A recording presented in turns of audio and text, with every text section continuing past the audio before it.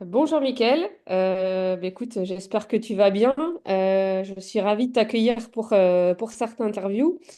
Aujourd'hui, ce que je te propose peut-être dans un premier temps, c'est de présenter, voilà, pour ceux qui ne te connaissent pas, nous dire un petit peu ce que tu fais aujourd'hui. Ça marche. Bonjour Célia, merci beaucoup pour cette invitation. Donc moi c'est Mickaël Gourbet, je suis kiné, mais j'ai aussi d'autres casquettes, on va dire, hein. Je suis multi-investisseur immobilier. Je forme également donc des kinés pour les aider à réussir leurs premiers investissements immobiliers rentables.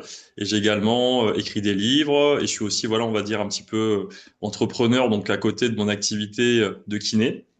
Et en fait, sur mon parcours, pour la faire courte, j'étais diplômé de kiné en 2010. J'ai travaillé pendant 1 an et demi. Ensuite, je suis parti faire un tour du monde de 6 mois qui m'a vachement ouvert les yeux sur d'autres possibilités et un petit peu la passion des voyages et puis de la liberté. Voilà, sauf qu'à cette époque, j'ai mal géré mes finances, donc je me suis retrouvé avec des redressements URSSAF, Carpimco et un début de surendettement. Donc en fait, à partir de là, je me suis posé beaucoup de questions sur comment mieux gérer mes finances et aussi avoir un peu plus de temps libre. Et du coup, ça m'a amené au bout de quelques années à l'immobilier. Donc, je suis vraiment parti de zéro. Je n'y connaissais rien. Et en me formant et en m'entourant des bonnes personnes, j'ai pu me lancer. Donc, c'était en 2017. Et en 3 ans, j'ai pu acquérir une vingtaine de lots immobiliers qui m'ont permis de devenir indépendant financièrement. Donc, j'ai stoppé la kiné en 2020 parce que je pouvais déjà vivre en fait de mes investissements. Et à ce moment-là, j'ai aussi commencé à accompagner donc des kinés qui voulaient faire comme moi ou du moins commencer à créer leur patrimoine immobilier. Donc voilà, j'ai fait ça entre guillemets à temps plein pendant 3 4 ans, sauf que au bout d'un moment la kiné me manquait. Donc là j'ai décidé un peu contre toute attente de reprendre la kiné en septembre 2024 à Paris. Et aujourd'hui, je peux bosser à mi-temps comme kiné. J'ai aussi mes formations, mes investissements et ça me permet de trouver un bon équilibre, on va dire, entre le pro, le perso et les projets entrepreneuriaux. Voilà. Ok. Merci, merci pour cette présentation. Voilà, de toute façon, c'était l'objectif du jour aujourd'hui de parler investissement immobilier locatif, notamment pour toutes les professions libérales qui veulent investir dans l'immobilier. Et on se rend compte que c'est vraiment l'une de leurs problématiques centrales aujourd'hui. Beaucoup de professions libérales souhaitent justement développer des investissements immobiliers à côté de leur activité en plus. Pas forcément arrêter leur activité, en tout cas dans un premier temps, mais en tout cas se laisser le choix sur peut-être à terme, dans quelques années, diminuer l'activité, voilà, ralentir, profiter un peu plus et se développer des revenus complémentaires, des revenus passifs, enfin voilà, en tout cas, ou préparer leurs investissements immobiliers. Donc toi, tu es revenu, en fait, tu es revenu après un passage, après un arrêt d'activité, tu es revenu à tes premiers amours, la kiné, en fait. C'est C'est ça, c'est ça, assez c'est marrant. ça. Ouais, Ok. c'est ça, parce que au final, très clairement, quand je me suis lancé au tout début, c'était parce que j'en avais marre de la kiné, hein. J'ai fait un burn-out, c'était en 2014, D'accord. je trouvais un peu moins de sens au final dans l'activité et vraiment voilà cette sensation de prison dorée hein, que je partage dans mon premier livre d'ailleurs, où autour de toi, t'as un bon métier, t'es bien vu, tes parents sont fiers de toi, t'as ton diplôme, voilà, tu peux montrer entre guillemets des signes de réussite matérielle et professionnelle. Sauf que moi, j'avais l'impression d'avoir vraiment un quotidien en fait qui était répétitif et je me sentais moins en phase en fait avec mon quotidien et je voulais aussi tester un petit peu d'autres choses. Donc c'est vrai que quand je me suis lancé dans l'immobilier, moi, c'était vraiment pour devenir indépendant financièrement et faire d'autres choses en fait que la kiné.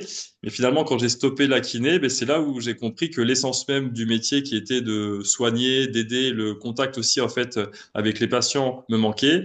Et finalement, j'ai compris aussi que en fait, cet aspect-là de liberté financière, c'est pas forcément tu quittes ton métier et puis tu fais plus rien. En fait, c'est plutôt tu peux bosser, mais un peu plus par choix. Et c'est vrai que je me rends compte que aujourd'hui, la plupart des kinés ou des praticiens que j'accompagne, en fait, ce sont des gens qui aiment le métier, mais qui sentent que ils commencent parfois à en être un peu dégoûtés parce qu'ils sont pris dans un système où ils bossent beaucoup, ils sont fortement taxés. Il y a l'inquiétude aussi du coup sur l'avenir, qui fait que on a la vocation, mais en même temps on est pressurisé de partout. Et je pars du principe que voilà, qu'on commence en fait à développer un patrimoine ou d'autres sources de revenus à côté, c'est ce qui permet de pouvoir ensuite être plus libre, en fait. C'est où je Mm. continue à travailler 50 heures par semaine ou plus, mais je fais ça par choix, ou je lève le pied parce que j'ai peut-être d'autres kiffs à côté, que je veux faire mon sport, que je passe du temps, en fait, avec mes enfants ou que je pars en voyage. Mais au moins, j'ai plus de choix et j'ai moins de stress. Donc, quant à ça, c'est trop bien en fait, en vrai. Ouais, oui, mais tu as raison, l'important c'est d'avoir le choix en fait. En tout cas, c'est Mm, sûr de pouvoir éventuellement réduire l'activité ou pas. En fait, on voit deux profils, on voit deux types de profils. Nous aussi, on accompagne des professions libérales qui souhaitent investir dans l'immobilier. Et effectivement, on a d'un côté ceux qui veulent vraiment arrêter dans le futur leur activité et développer des investissements immobiliers complémentaires. Ou on a également des professionnels qui veulent simplement sécuriser leur avenir, qui aiment leur métier, qui veulent simplement l'exercer en étant moins stressés de l'avenir, moins stressés effectivement d'avoir un certain rendement à faire tous les mois et exercer un peu plus mm, par passion. Ouais, donc on rencontre un peu ces deux volets effectivement. Ouais. mm, mm. Et comment ça s'est passé, toi, pour ton premier investissement immobilier? Sur quel type de projet tu es parti et sous quel délai ça s'est fait? Parce que parfois, ça peut être la crainte quand on commence à s'intéresser à l'immobilier locatif. On peut se former, effectivement, c'est bien de se former dans un premier temps pour faire les bons choix, pour éviter les erreurs fiscales, les erreurs stratégiques sur le choix des projets. Mais on voit aussi des personnes qui se forment pendant assez longtemps et qui passent pas forcément à l'action. Toi, comment ça s'est déroulé? Est-ce que tu as mis du temps avant de trouver ton premier bien? Comment ça s'est Mm, passé mm, sur ton mm. premier Alors en projet? fait, ce qui s'est passé, c'est, je pense que j'ai pu me former et agir après vite, mais avant que je me lance vraiment, j'ai peut-être eu au moins 2, 3 ans de phase un petit peu d'entre-deux, un peu comme, enfin, en gros, où je m'informais, j'essayais de me dire qu'il y avait peut-être d'autres possibilités. Alors à cette époque-là, tu vois, c'était entre 2014 et 2016, il n'y avait pas tout le contenu, tu vois, qu'il y a maintenant. Il n'y avait pas ta Mm. chaîne, il n'y avait pas, tu vois, d'autres comptes qui parlent de d'investissement. Et c'est vrai qu'à cette époque-là, c'était assez compliqué parce que j'avais l'impression d'être un peu seul dans mon délire. Je savais au fond de moi qu'il y avait d'autres possibilités, sauf que autour de moi, il n'y avait pas de d'investisseurs et pas forcément de contenu en fait. Et en gros, ce qui s'est passé, c'est que dès que j'ai commencé à participer en fait à mon premier séminaire sur l'immobilier et que j'ai commencé en fait à me former, à m'entourer d'investisseurs, ça m'a ouvert l'esprit sur d'autres choses qui sont possibles, où j'ai compris que c'était aussi possible pour moi, que c'était pas une histoire d'âge, de d'origine, enfin bref, enfin c'est en gros que c'était accessible en fait à n'importe qui a les bonnes informations et qui s'en donne après les moyens. Donc, quand j'ai commencé à me former, après, j'ai dû mettre à peu près entre 3 et 6 mois là du coup pour concrétiser mon premier projet. Donc, c'était début 2017. Sauf que le projet, en fait, s'est pas passé comme prévu. En fait, le projet a mis à peu près 3 à 4 mois de plus que prévu parce qu'il y a eu un peu des vices de procédure en fait avec un notaire qui était très incompétent. Alors, je respecte les notaires, mais je pense que je suis tombé à cette époque sur le pire notaire de France. C'était une catastrophe, très clairement. Euh, Et en fait, en gros, c'était un projet, donc c'était un T4 à Mérignac, à côté de Bordeaux, que je voulais de base exploiter en colocation. Et en fait, c'était un bien pour lequel j'avais trois possibilités. C'était soit je l'exploitais du coup en colocation 4 chambres, 3 chambres, pardon, parce qu'il était vraiment en fait à Mérignac Centre, à côté du tramway, donc hyper bien placé.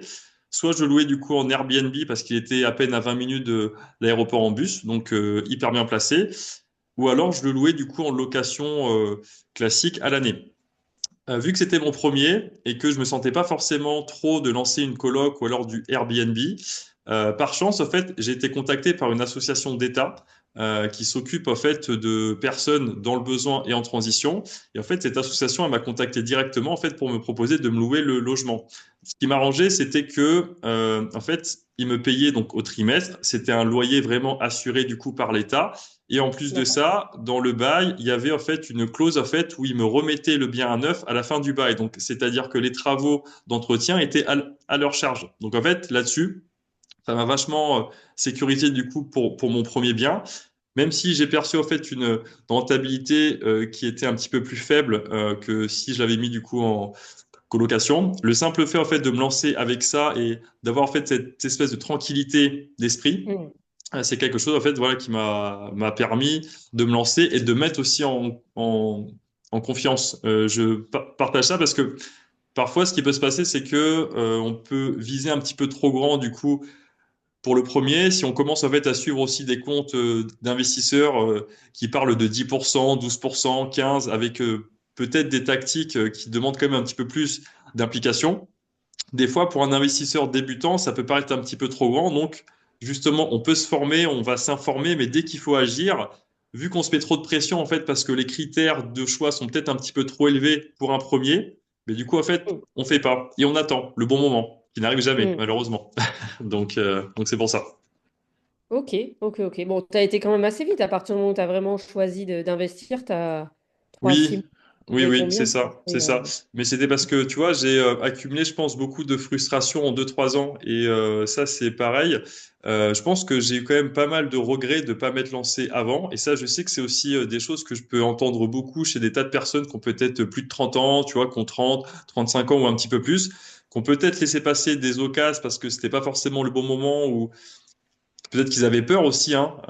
Et du coup, en fait, il y a souvent cette espèce de regret où on se dit qu'on s'est lancé un petit peu trop tard. Ouais, Mais je trop pars, tard. mais je pars du principe qu'en fait, on a tous en fait notre moment. Et moi, finalement, tu vois, en 2, 3 ans, j'ai pu faire plus que d'autres en 10 ans parce que, en fait, c'était mon moment et j'étais prêt à me lancer massivement. Donc là-dessus, je pense qu'il faut pas trop se comparer. Il faut faire comme on le sent nous, quoi. Voilà. Oui, non, non, mais tu as raison. Il y a Mm. de toute façon, on va toujours se dire que c'est trop tard, surtout l'immobilier. Bah, globalement, de toute façon, plus on investit tout, et mieux c'est, puisqu'on est quand même sur une longue durée, même si aujourd'hui, on cherche de plus en plus des rendements très élevés, devenir rentier rapidement avec les cash flows, mais ça reste quand même l'immobilier une stratégie vraiment de long terme. Mais effectivement, après, on voit des personnes de tous les âges qui peuvent investir et qui peuvent, quand c'est le bon moment, ben, quand on sait le bon moment, quand on a une bonne situation, qu'on est désirable, on va dire, pour les banques, qu'on n'a pas de soucis, qu'on a déjà un premier projet qui fonctionne. Après, il y a des moments plus ou moins importants dans sa vie et quand on a le temps aussi à titre personnel également. Mais bon, de toute façon, il y a jamais de bon moment.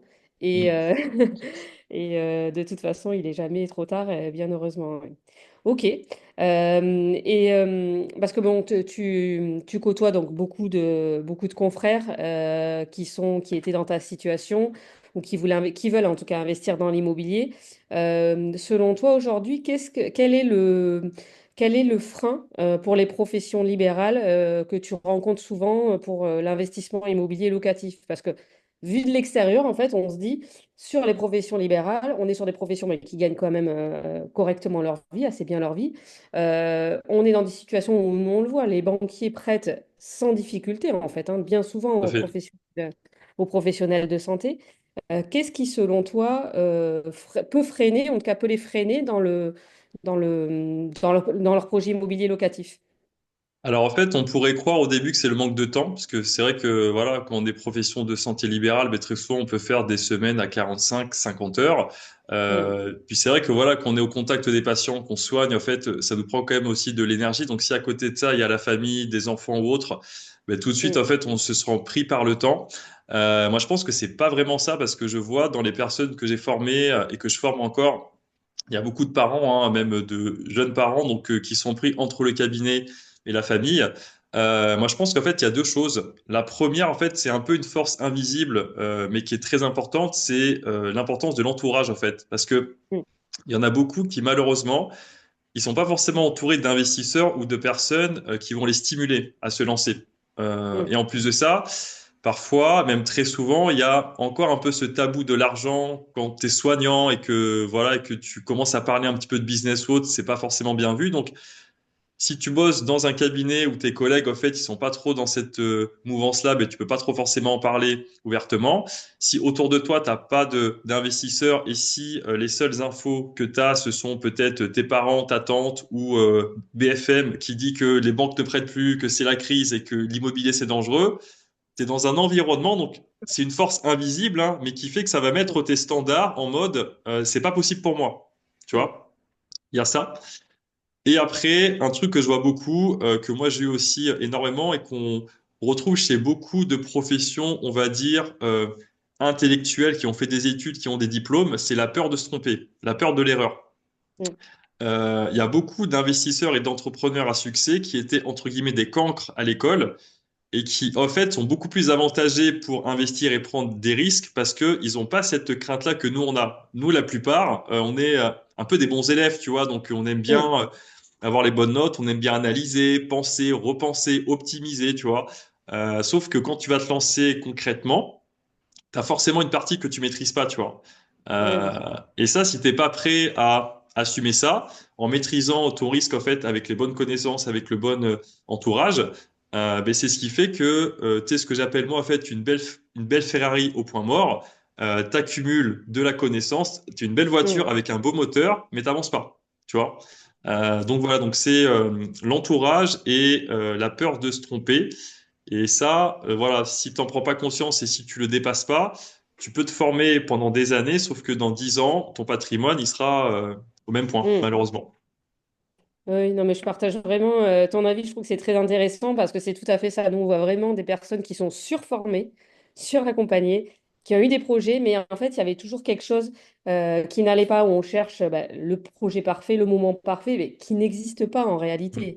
Et, euh, et c'est vrai qu'on le voit. Il vaut mieux investir, même si c'est pas c'est surtout sur le premier, si c'est pas le meilleur investissement de la terre, il vaut mieux faire quelque chose que ne pas faire dans l'immobilier.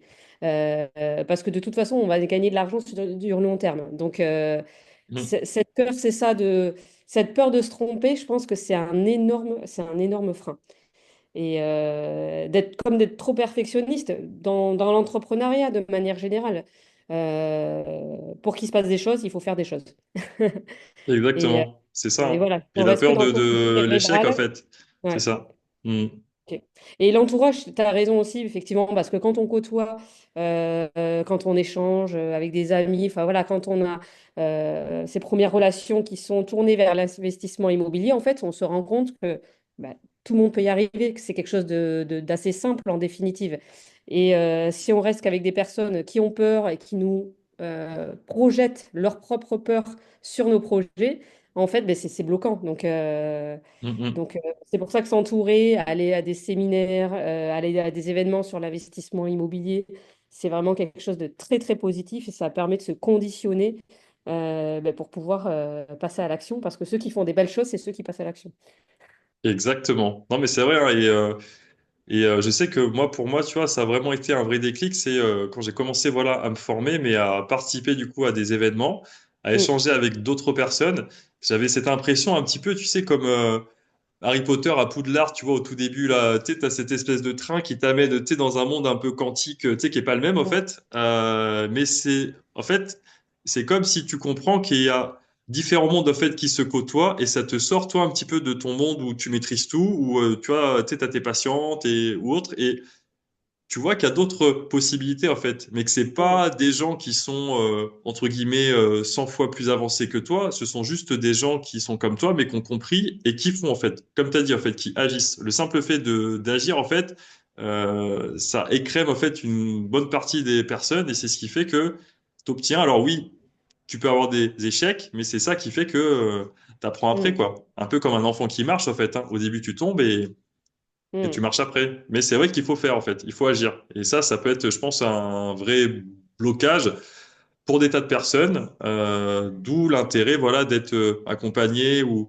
d'avoir des mentors ou des personnes, en fait, qui te transmettent vraiment, en fait, un vrai retour d'expérience, pour qu'elles puissent t'aider, en fait, à te lancer. Et une fois que tu es lancé, après, c'est bon. Après, tu voles, de tes propres ailes, on va dire. Ouais, ouais, ouais. Oui, puis ça permet de relativiser parce que parfois on se confronte à des problèmes qui n'en sont pas en fait.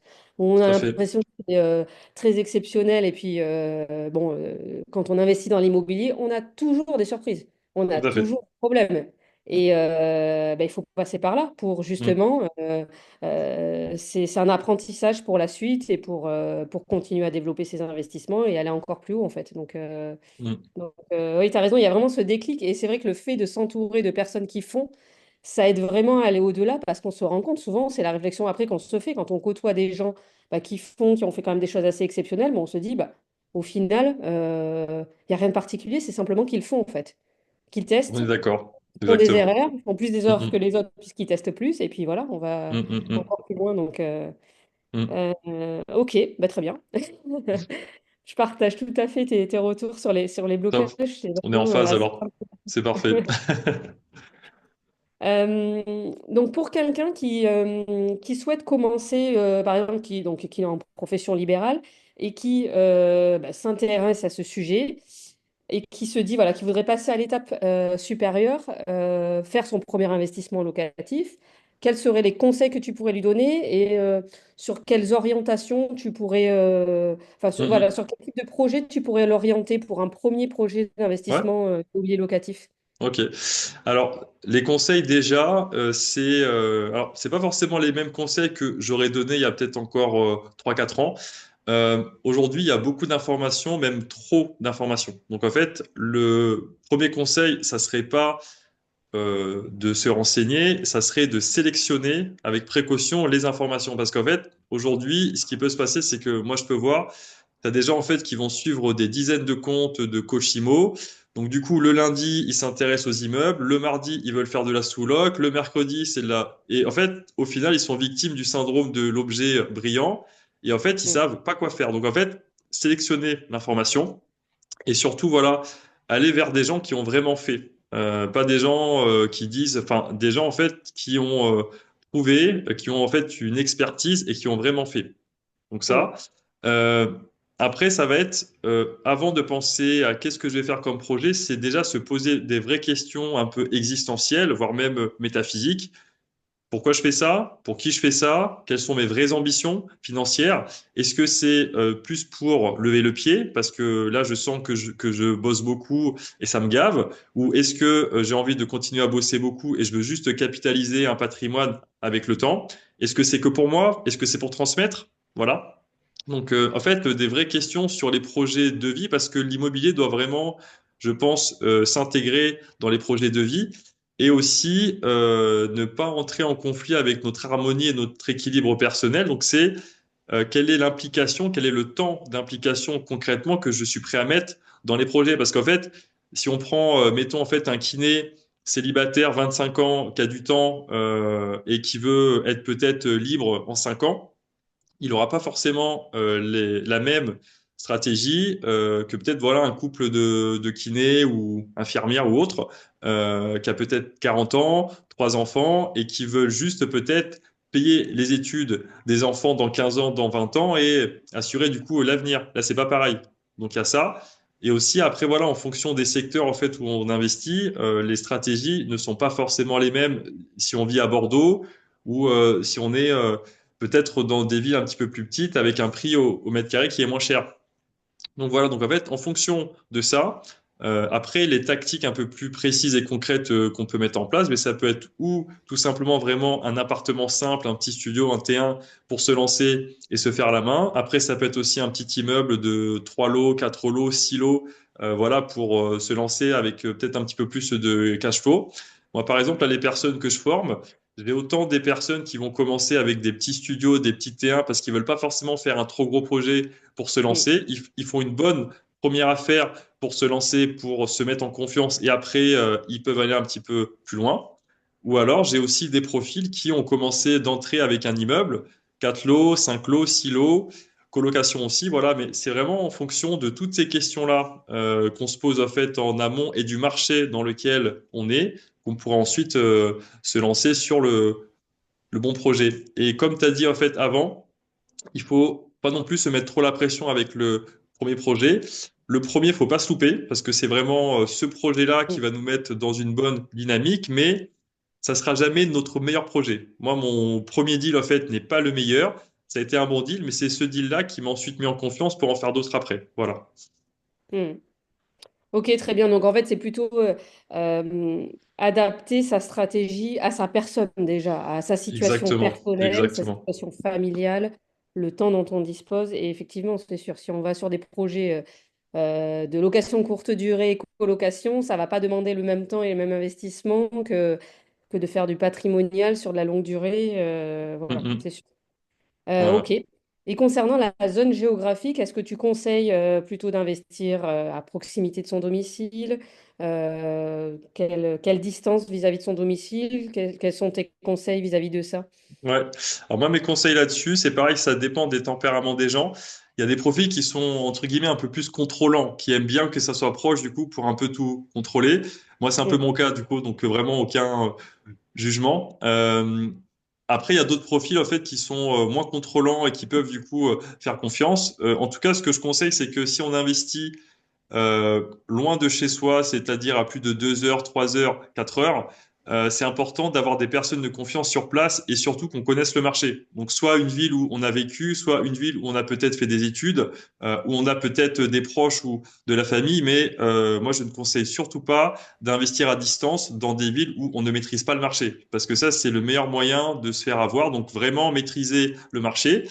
Et ensuite, en vrai, si on met, je dirais, si on pense l'immobilier comme un business, il faut aussi pouvoir anticiper le fait que notre immobilier puisse tourner sans nous. Donc en fait, même si je m'implique en fait au début pour me faire la main et pour contrôler, si demain je dois partir ou si demain peut-être je peux pas forcément être opérationnel, comment je fais? Donc en fait, anticiper le fait de peut-être déléguer à des partenaires de confiance pour faire en sorte qu'on ait vraiment en fait un business immobilier qui puisse tourner, même si nous en fait on n'est pas forcément dans l'opérationnel. Donc voilà.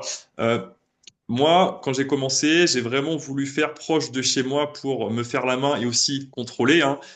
Donc c'est quand même un petit peu plus ce que je conseille, mais en tout cas, c'est vrai que si on est dans des zones qui ne correspondent pas avec les ambitions financières et les stratégies qu'on veut mettre en place, dans ce cas-là, oui, on peut aller plus loin, mais attention à vraiment bien maîtriser le marché et avoir des personnes de confiance sur place pour pouvoir déléguer. Voilà.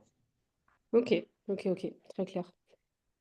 Très clair. Après, j'ai des questions au niveau organisation, parce qu'en fait, donc, on se rend compte finalement, investir dans l'immobilier locatif, c'est un projet d'entrepreneur. Pour, en tout cas, avoir son activité professionnelle, gérer ce type de projet en parallèle, il faut avoir une bonne organisation. En tout cas, pour pas que ce soit, on soit vraiment en stress sur les choses, il faut nécessairement avoir une bonne organisation. Et plus on est organisé, et plus ça nous permettra de développer, de continuer à investir dans de nouveaux projets, etc., de faire grandir ces projets. Concernant l'organisation, toi, comment tu fonctionnes aujourd'hui dans tes semaines, puisque justement, tu as ces doubles activités, tu as ton activité entrepreneuriale, tu as aussi tes projets immobiliers et tu as ton activité de kiné. Hum, Toi, comment tu t'organises déjà au quotidien? Et après, hum, quels conseils tu pourrais donner en termes d'organisation à quelqu'un, mais même chose, qui veut se lancer, qui veut investir dans l'immobilier? Quels sont tes petits conseils et tes tips hum. voilà, pour commencer?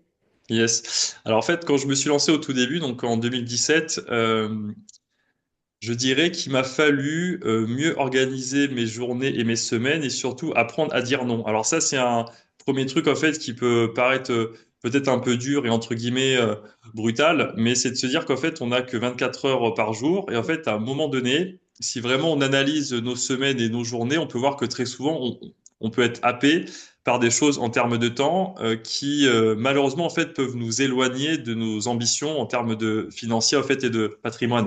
Donc en fait, pendant ces moments-là où je me suis beaucoup lancé, où j'ai beaucoup investi, notamment en fait entre 2017 et 2019, j'ai réduit quand même pas mal de sorties. Il y avait des week-ends où je bossais plus.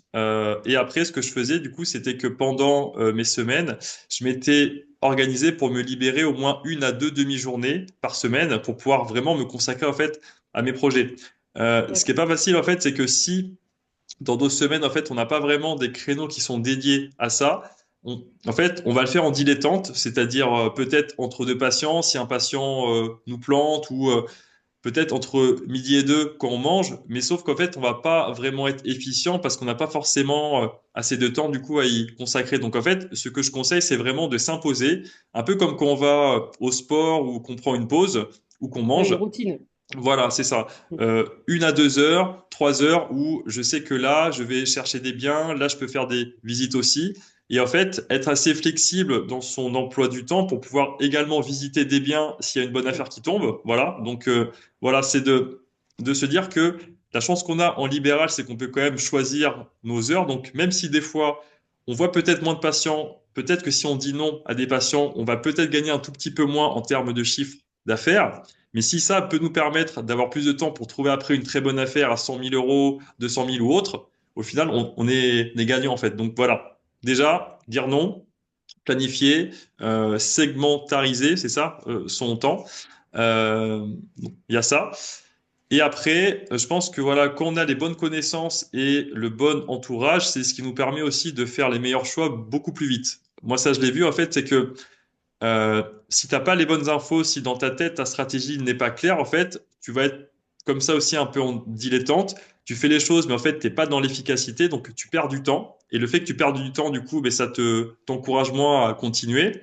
Mm. Alors que si tu as si t'as les bonnes connaissances, si tu sais exactement ce que tu cherches, ben, dès que tu as un bon deal en fait qui tombe, ben, tu sais que c'est un bon deal en fait et tu vas, tu vois. Et ensuite, tu es bon dans tout ce qui va être la négo, la banque ou autre parce qu'en fait, vu que tu connais exactement les étapes en fait et la démarche à suivre, mais du coup, tu gagnes du temps, c'est plus plaisant, tu gagnes de l'argent, c'est kiffant et ça te permet en fait de pas te mettre une charge mentale en plus de ta vie au quotidien. Voilà. Donc ça, je pense que c'est des notions qui sont importantes. Et après, pour te partager plus ça, du coup, là sur ta question, comment est-ce que moi je m'organise maintenant? En fait, là par exemple, aujourd'hui, donc on tourne cette vidéo. On est lundi. Moi, je suis au cabinet donc les mardis toute la journée, les mercredis après-midi et les jeudis matin. Le lundi, moi, c'est vraiment ma journée qui va être full business et full entrepreneuriat. Aussi en partie le vendredi. Donc en fait, je dédie vraiment ces journées à mes projets. Et ensuite, dans ces journées, je segmente en fait une partie où je vais bosser sur l'IMO, une partie business, une partie les réseaux, une partie la formation ou autre. Et comme ça, en fait, ça me permet de pas forcément trop me disperser, en sachant que très clairement, hein, j'ai pas forcément une capacité de concentration qui est hyper forte. Donc en fait, je sais qu'à des moments, quand je commence à être un petit peu moins focus, en fait, je me dis que c'est pas grave. Je prends du temps, je vais marcher, je me prends un petit café ou autre. Et je sais qu'il y a des fois, j'essaie aussi de pas forcément trop mettre une pression à me dire qu'il faut absolument tout faire, mais dès que je sais que j'avance en fait et que j'ai déjà fait un petit peu plus, voilà, et qu'il y a forcément des phases où je vais avancer un petit peu plus ou d'autres où ça peut être un petit peu plus compliqué, tu sais, quand tu as des imprévus ou autres. Mais c'est pas grave en fait, mais c'est juste en fait accepter que tu as ton plan, tu as des moments, ça peut peut-être être un peu plus compliqué que prévu, mais ce qui est important, c'est que tu avances en fait, voilà. Et quand tu as ça en tête, plus voilà un petit peu des segments où tu sais que 1 heure ou 2 heures, c'est que ça, c'est ce qui t'aide en fait à être vraiment focus parce que aujourd'hui, je peux voir des personnes qui voilà font un petit peu de ci, un petit peu de ça, un petit peu de ça, et du coup en fait tu t'éparpilles un petit peu, t'es un peu partout, mais en même temps t'es nulle part en fait, tu vois. Et Mm. t'as pas un vrai cadre en fait. Alors que si tu as envie de Mm. te lancer à côté de ton métier qui est quand même déjà exigeant, il faut que les quelques heures que tu as de libre dans ta semaine, il faut que tu les optimises à fond pour faire en sorte que tu fasses vraiment les actions qui fassent que tu avances en fait. Voilà.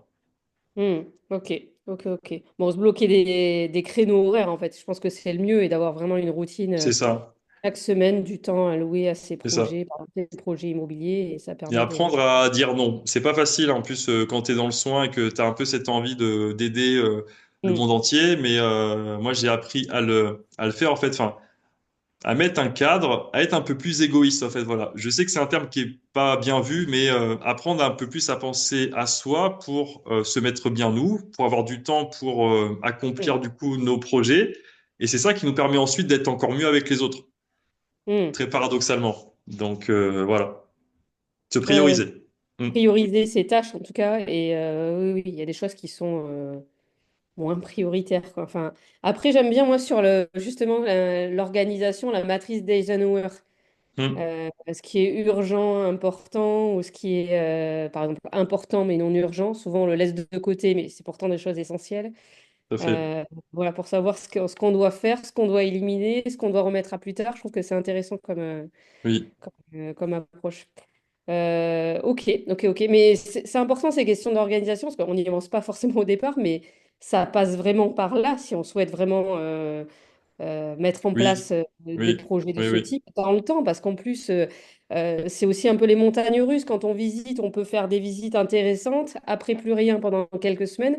Et si on n'a pas réussi à mettre en place vraiment un cadre, une routine qui permet de continuer, quoi qu'il arrive, dans les hauts comme dans les bas, si voilà, des semaines on est un peu moins en forme, voilà, il faut continuer à garder le cap. Et c'est vrai que ces routines, finalement, c'est le socle de base si on souhaite vraiment Mhm. mettre en place des projets dans sa vie, quoi, en tout cas. Hyper intéressant ce que tu dis et Mm, tu vois, et c'est en lien avec justement les bonnes questions que tu dois te poser au début. mm, Pourquoi je fais ça? Pour qui je fais ça? Tu vois? Est-ce que je fais ça pour moi? Est-ce que je fais ça pour léguer du coup peut-être une fortune à ma famille? Est-ce que je fais ça pour être en meilleure santé? Est-ce que je fais ça pour contribuer? Enfin, tu vois, Parce que Mm. au final, moi j'ai pu voir des profils, notamment des kinés, tu vois, tu sais, qui me disaient oui, mais j'ai pas le temps, l'investissement ou autre. Et quand je les vois sur Facebook ou autre, tous les week-ends ils sont à Arcachon, ils mangent des huîtres. En fait, à un moment donné, c'est est-ce que tu es Mm. vraiment motivé? Est-ce que ça fait sens du coup pour toi ou pas? Il n'y a pas de souci. Ouais. Enfin, tu vois, je veux dire, on fait tous en fait nos choix, mais je pense que quand le projet est vraiment important parce que il est en lien avec nos valeurs et avec notre pourquoi, on trouve le temps en fait, quoi qu'il arrive. Mm. Très Bien clairement, sûr. voilà. Donc, Ok, ok, ok. mm. Est-ce que tu pourrais nous donner peut-être un exemple d'un client ou d'une transformation chez un client ou d'un projet qui t'a marqué chez un client Oui, oui, oui, oui, oui. Alors là, j'en ai un qui me vient en tête que je partage assez souvent. C'est un de mes premiers clients qui s'appelle Victor. Donc, c'est un kiné qui est dans la région de Bordeaux. Donc, profil quarantenaire, papa du coup de deux enfants. Et en fait, lui, il m'avait contacté. C'était en 2020, donc c'était juste après le Covid, parce qu'il voulait justement se lancer dans l'immobilier. Et lui, c'était vraiment pour payer les études de ses enfants, voilà, dans 15 ans et 20 ans. Donc super gars, très bon profil, très bienveillant, très posé. Et en fait, lui, c'était exactement ce profil-là de la belle Ferrari au point mort, c'est-à-dire qu'il consultait pas mal de contenu depuis très longtemps. En théorie, il était très bon, sauf que voilà, il passait pas à l'action parce qu'il avait peur en fait, et en fait, il avait besoin un peu d'un mentor en fait, voilà. Donc au final, lui, je l'ai accompagné donc en formation et aussi en mentoring du coup, donc j'ai vraiment accompagné personnellement. Et en fait, dès qu'il a débloqué un petit peu le V12, un petit peu voilà de la, de la voiture, il a investi dans trois colocations en à peine un an.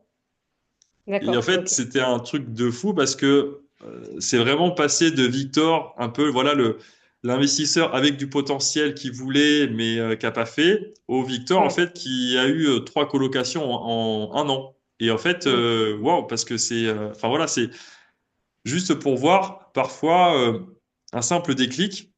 En Ouais. gros, le fait d'avoir les connaissances, d'être accompagné par une bonne personne qui vous donne aussi confiance, dès qu'en fait on va passer à l'action et que ça se passe bien, il y a une espèce de truc en fait qui peut se débloquer. Et souvent, plus il y a eu de l'attente et un peu de la frustration accumulée, plus dès que ça se débloque, après ça va vite.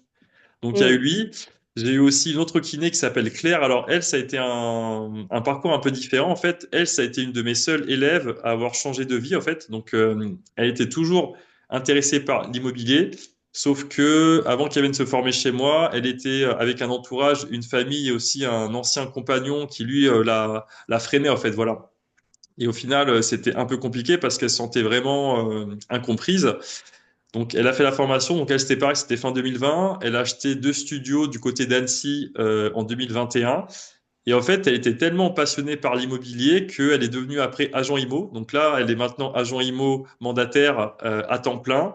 Et elle D'accord. cartonne parce que là, ça fait, je crois, 2 ans qu'elle est dans le top 5 en fait, des agents IMO de son secteur. Elle cartonne, elle est passionnée, elle kiffe. Et voilà, donc elle, c'était vraiment voilà, un changement de vie où elle a littéralement Elle a découvert une passion. voilà, c'est ça, c'est ça. Et on sent qu'elle kiffe ça, quoi. Enfin, elle est vraiment animée et en plus de ça, elle est hyper forte, quoi, parce qu'elle met la misère à des tas de d'agents, quoi. Donc ça, c'est trop bien. Voilà. Et D'accord. sinon, enfin bref, voilà, j'ai pas mal en fait d'exemples comme ça. Ce que je peux voir, c'est que dès que les gens en fait vont oser se lancer, qui dépassent leur peur, je vois qu'ils sont aussi beaucoup plus entreprenants dans leur vie, c'est-à-dire que l'investissement, c'est un petit peu comme un peu une porte d'entrée vers l'entrepreneuriat et d'autres projets. Et je peux les voir qui lancent après des projets, qui sont peut-être un peu plus confiants aussi dans leur vie ou autre. Et c'est top, Mm. quoi. Donc, ouais, vraiment, ça change des vies. Pas que des patrimoines et des portefeuilles, ça change aussi le mindset et voilà, et les projets après de vie, ouais. Mm.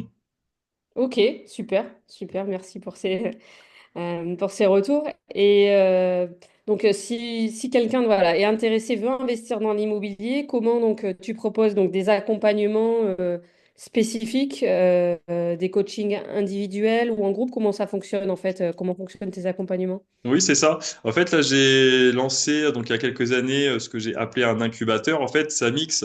une formation en ligne où je partage vraiment ben, justement toute la méthodologie pour gagner du temps et de l'argent. Donc, il y a vraiment tout sur tout ce qui est les calculs, les mathématiques immobilières, la fiscalité du coup donc avec toi, tout ce qui va être aussi justement le financement, les travaux, location. Donc en fait, c'est un peu comme l'anatomie de l'IMO, quoi, qui est vraiment condensée. Et après, vu que la formation seule ne suffit pas pour agir, j'ai mixé ça avec deux choses. Donc un groupe privé où en fait ça permet aux membres de pouvoir échanger entre eux et de pouvoir aussi s'encourager. Donc je partage en fait un live mensuel, donc un live de suivi avec des coachings de groupe pour vraiment maintenir la motivation et aider chaque membre en fait à pouvoir avancer. Durant ces lives-là, je peux aussi intervenir mais des experts comme toi pour faire des mises à jour sur tout ce qui va être en fait les actualités IMO. Et en plus de ça, je partage aussi, j'offre aussi donc des mentorings personnalisés avec moi, c'est-à-dire que dès que les membres ils commencent en fait à chercher des biens, qu'ils ont peut-être des doutes, des questions ou qu'ils ont besoin d'aide pour tout ce qui peut être financement, négo ou autre, moi je suis là du coup pour les aider à vraiment concrétiser en moyenne en 6 mois leur premier projet rentable. Voilà. Et ensuite ils ont accès à vie au groupe privé, ce qui leur permet ensuite de pouvoir être à nouveau dans l'écosystème, l'environnement pour être stimulé et pouvoir avancer. Voilà. Ok, dans la communauté. Ok, très bien. Mm. Et tu as un événement donc de prévu bientôt. C'est l'occasion de. Exactement, exactement. Ouais. Bah oui, donc avec toi, du coup, hein, donc Ok. Ok. c'est une masterclass que j'ai baptisée kiné rentier, voilà, donc pour aider vraiment les kinés, mais aussi les professions de santé à pouvoir développer des rentes avec l'immobilier et pouvoir créer petit à petit leur liberté financière. À nouveau, voilà, le but c'est pas forcément de d'arrêter le métier, mais juste d'avoir le choix et de ne plus avoir de stress financier. Et donc, ben, j'ai le plaisir et l'honneur ben, de le faire du coup en duo avec toi. Et ça sera donc à Bordeaux. Donc la première édition, ça va être à Bordeaux le samedi 14 juin toute la journée et le dimanche 15 juin la matinée. Donc à l'hôtel Mercure en face de la gare. Et donc il nous reste actuellement 10 places. Donc là, ça va être en petit comité de 12 personnes. Et le but, c'est vraiment de bosser sur votre stratégie en termes de gestion financière, de fiscalité, d'investissement pour vous aider à pouvoir passer à l'action le plus efficacement possible. Voilà. Ok, mais top. Mm. On mettra le lien, ou en tout cas, si vous êtes intéressé, soit après par un accompagnement voilà, privé, un peu plus privilégié par tes accompagnements, ou si vous êtes intéressé par l'événement, donc n'hésitez pas à contacter Mickaël directement. Voilà. Avec grand plaisir. Bah top. Est-ce que tu vois quelque chose à rajouter ou est-ce que tu avais autre chose à nous partager? Qu'est-ce que je pourrais dire? Non, après, en vrai, je pense que là, on est dans une phase. Autant, tu vois, quand j'ai commencé, moi, à me lancer dans l'immobilier, tu vois, donc c'était avant le Covid.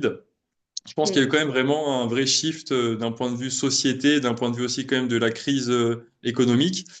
Ouais. Autant, je pense que avant le Covid, on pouvait juste investir un petit peu, tu vois, par option. Enfin, c'était important, mais c'était pas forcément une obligation. Très clairement, je pense que maintenant, si on n'investit pas, enfin si au moins on ne cherche pas en fait à diversifier nos revenus, je pense qu'on est en danger en fait. C'est même pas voilà Oui. pour faire peur, hein, c'est que je pense que maintenant c'est plus une option en fait, c'est une obligation. Et je pense qu'il y a beaucoup de gens qui sont encore dans le déni, notamment dans les professions de santé, parce que voilà, on a quand même du métier en abondance en fait, mais sauf qu'on est Mm. dans un système où il y a beaucoup de choses malheureusement qu'on ne maîtrise pas. Ouais. Et si on prend pas les devants, malheureusement, le jour où si il y a des choses qui changent ou voilà, ou si c'est peut-être un peu moins, comment dire, moins sûr que maintenant, mais ça peut être un petit peu trop tard. Donc en fait, voilà, plus tôt on pense à diversifier, mieux c'est. Voilà, donc c'est un message que je peux faire passer à des personnes qui peut-être se disent, je peux attendre. En fait, non, pas maintenant. Ok. Voilà. Très bien, très bien. Bon, mais parfait. Merci, merci beaucoup, Michael, pour tous tes conseils. Et en tout cas, voilà, si vous avez des questions, n'hésitez pas à les poster en commentaire et n'hésitez pas à vous rapprocher de Michael si vous souhaitez en savoir plus sur les accompagnements immobiliers. Eh bien, écoutez, je vous remercie et puis à très bientôt pour une prochaine vidéo. Merci beaucoup, Célia. À bientôt.